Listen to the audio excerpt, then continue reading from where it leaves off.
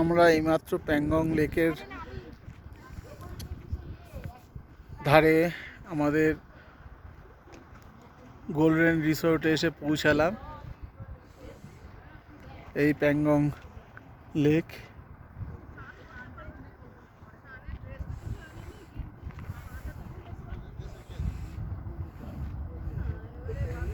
এর বেশিরভাগ অংশই চীনে। এই আমাদের ছোট ছোট কটেজগুলো।